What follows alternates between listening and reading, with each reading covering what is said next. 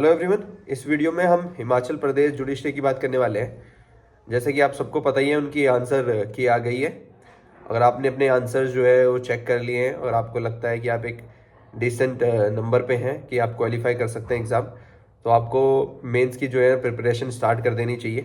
अगर आपको लगता है आप बॉर्डर पे भी हैं तभी भी आपको मेंस की जो है प्रिपरेशन स्टार्ट कर देनी चाहिए, क्योंकि कट ऑफ का कोई ऐसी श्योरिटी नहीं होती 100% की कम आएगी ज़्यादा आएगी, कुछ भी हो सकता है। इस वीडियो में हम बात करने वाले हैं कि मेंस की तैयारी कैसे करें, क्या इफेक्टिव आपकी स्ट्रेटेजी होनी चाहिए अभी लास्ट 20 डेज के अंदर अंदर। अब तो सबसे पहले अगर बात करें तो आपको सबसे पहले जो है अपना सिलेबस जो है समझना पड़ेगा कि आपका सिलेबस क्या है। जैसे कि आप इसमें देख सकते हैं, आपके 5 अलग अलग पेपर होंगे। पहला पेपर होगा सिविल लॉ 1 का, जिसमें सीपीसी, एविडेंस, स्टैम्प एक्ट और हिमाचल प्रदेश कोर्ट्स एक्ट और एसआरए आएगा। देखिए, एक तरीके का सिविल पेपर है। आपको प्रीवियस ईयर जो भी क्वेश्चन पेपर्स हैं सेम पेपर 1 के, वो उठा लीजिए, देख लीजिए रिपीटेड क्वेश्चंस कौन से आते हैं, उसको मार्क कर लीजिए, उसको 100% पढ़ लीजिए, ठीक है। और जो भी आजकल रिसेंट चल रहा है, चाहे वो एसआरए में हो, कोर्ट में एक्ट में हो या फिर सीपीसी में हो, आप उसका स्पेसिफिक नोट बना लीजिए और उसको रिपीटेड करके जो है बार बार याद कर लीजिए, क्योंकि वो आपको हेल्प करेगा। आपका टाइम वेस्ट नहीं होगा ड्यूरिंग एग्जामिनेशन की राइटिंग में, आपको ज़्यादा ना सोचना पड़े।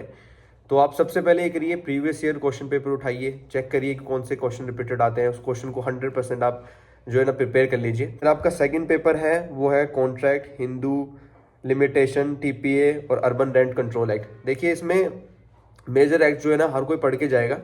आप इसमें अर्बन रेंट कंट्रोल एक्ट को भी ध्यान में रखिएगा, क्योंकि अगर उसका एक भी क्वेश्चन आएगा और आप उसको भी अटेम्प्ट कर देंगे तो आप बाकी के मुकाबले जो है ना 1% जो है लीड ले सकते हैं। क्योंकि बहुत लोग जो है लोकल लॉज को इतना प्रेफरेंस नहीं देते हैं, इतना अच्छे से तैयारी नहीं करते हैं, सब के सब मेजर्स लॉ के पीछे पड़े रहते हैं। और कहीं ना कहीं लोकल लॉज जो है वो छोटा सा आपको एक जो है ना प्लस पॉइंट देके चल जाता है, जो आपकी कट ऑफ जो है आपकी क्लियर कराता है। तीसरा पेपर अगर आप देखेंगे तो वो है क्रिमिनल लॉ का।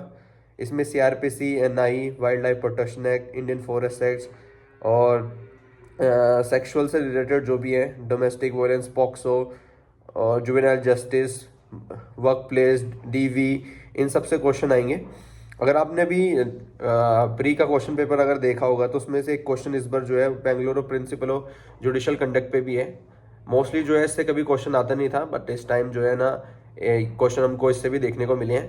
तो मैं ये कहूँगा कि आप प्रीवियस ईयर देखिए।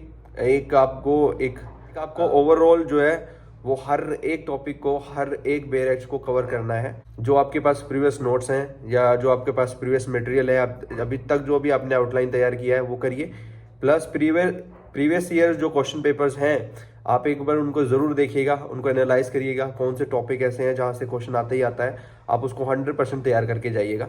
और लोकल लॉज को मत छोड़िए। लोकल लॉज जो है आपको एक प्लस पॉइंट देके जाते हैं। हर कोई मेजर लॉज तो हर कोई लगभग कवर करता ही है, और लोकल लॉज जो लास्ट में जो जिनका कह सकते हैं आप बाई चांस, बाई लक हो गया है, 1-2 नंबर से हो गया है, वो कभी नहीं करके जाते हैं और वो हमेशा इस चीज़ में मार खा जाते हैं। आप लोकल लॉज पे फोकस करिए। जो टॉपर होते हैं उनका लोकल लॉज और मेजर लॉज सब कुछ कवर रहता है, तो वो आप भी लोकल लॉज पे भी फोकस करिए। मेजर लॉ पे तो करना ही करना है, उसमें तो कोई डाउट है ही नहीं। बाकी अगर हम बात करें पेपर 4 और पेपर 5 को, अगर आप मेरे को नंबरिंग करने के लिए देंगे कि आपको पहले किस पे रखना है, सेकंड किस पे रखना है, तो मैं पेपर 4 और 5 को नंबर 1 दूंगा और फिर 1, 2, 3 दूंगा, क्योंकि ये 250 नंबर आपके जो है ना टोटल कवर कर रहा है। बाकी आपके 200-200 नंबर के पेपर हैं, बट ये पेपर 4 और पेपर 5 मैं इसको एक साथ ही मान के चल रहा हूँ, क्योंकि ये लैंग्वेज से रिलेटेड ही है।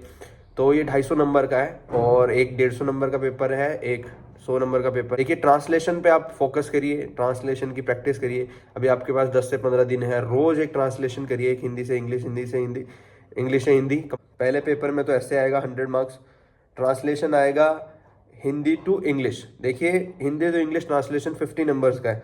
अगर आपने इसमें से 50 में से 30-40 कवर कर लेते हैं, और ऐसे में देखिए 100 में से 100 कोई नहीं ला सकता है, बट ऑलमोस्ट अगर 100 में से 70-80 का आप 70-80 आपने लेके आ गए, 30 में लेके आ गए, तो आप 100 के आसपास टच कर सकते हैं out of 150। And same with paper 5, जिसमें आपको इंग्लिश टू हिंदी ट्रांसलेशन करना है और ऐसे in Hindi on any topic out of 3, 3 आपको टॉपिक दिए जाएंगे, उसमें से सॉरी 3 आपको टॉपिक दिए जाएंगे, उनमें से आपको एक ऐसे लिखना है जो कि 50 नंबर का है। कंपोजिशन है, इडियम्स एंड करेक्टिव्स, ये 20 नंबर। देखिए दोनों पेपर मिला के 250 नंबर जो है वो ऐड ऑन करते हैं। तो मैं कहूँगा कि आप, अगर आपने लॉस तो आपने पढ़े ही हैं, प्री भी आपने इसका क्लियर कराई है, तो आप एक बार फोकस जो है ना 4/5 पेपर पे भी ज़रूर दीजिएगा। अगर आप यहाँ से 30-40 मार्क्स एक्स्ट्रा लेके आ जाते हैं तो आप 15-20 लोगों से ऑटोमेटिकली वैसे ही ऊपर हो जाते हैं। प्रीवियस ईयर्स उठाइए, वहाँ से आप क्वेश्चन चेक करिए क्या क्या क्वेश्चन आते हैं, कौन कौन से टॉपिक हैं, प्लस आजकल कौन से ऐसे करंट टॉपिक है जो चल रहे हैं। अगर वो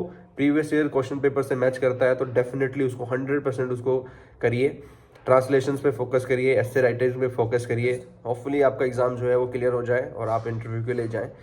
बाकी चैनल को सब्सक्राइब कर लीजिए, जो भी लेटेस्ट वैकेंसीज या नोटिफिकेशन आते हैं वो इस चैनल में हम नोटिफाई करते हैं।